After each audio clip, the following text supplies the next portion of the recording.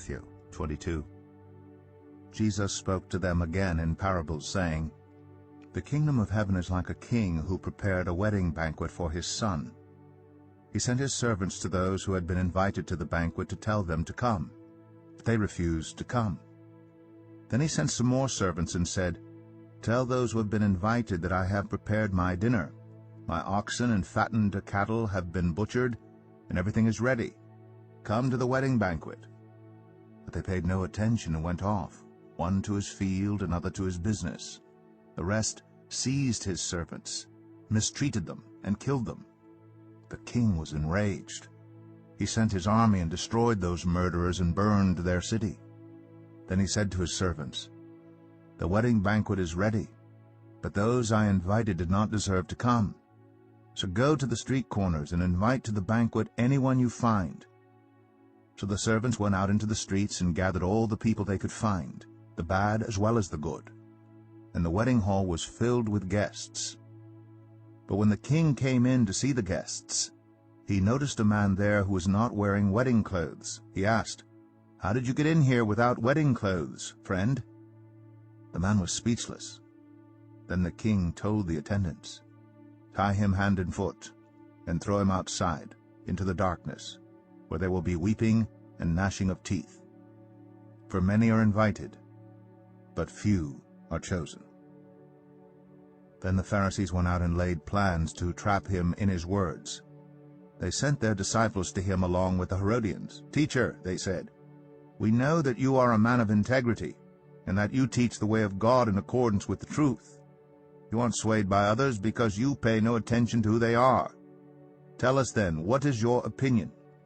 Is it right to pay the imperial tax to Caesar or not?'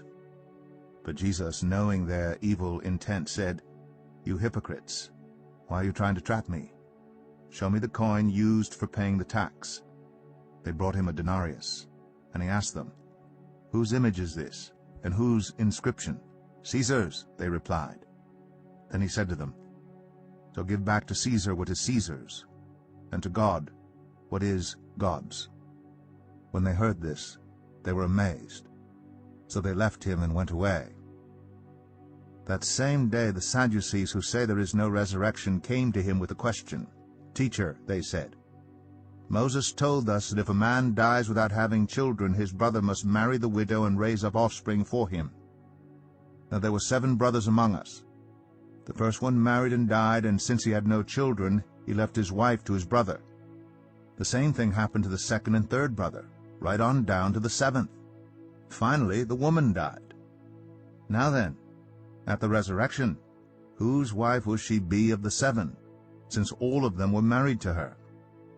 Jesus replied, 'You are in error because you do not know the Scriptures or the power of God. At the resurrection people will neither marry nor be given in marriage. They will be like the angels in heaven. But about the resurrection of the dead, have you not read what God said to you? I am the God of Abraham, the God of Isaac, and the God of Jacob. He is not the God of the dead, but of the living.' When the crowds heard this, they were astonished at his teaching. Hearing that Jesus had silenced the Sadducees, the Pharisees got together. One of them, an expert in the law, tested him with this question, 'Teacher, which is the greatest commandment in the law?' Jesus replied, 'Love the Lord your God with all your heart, and with all your soul, and with all your mind. This is the first and greatest commandment. And the second is like it. Love your neighbor as yourself. All the law and the prophets hang on these 2 commandments.' While the Pharisees were gathered together, Jesus asked them, 'What do you think about the Messiah?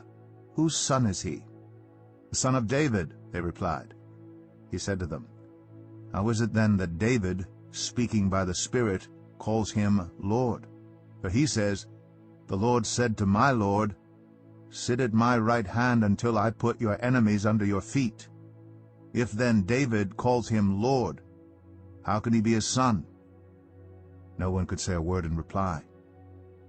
And from that day on, no one dared to ask him any more questions.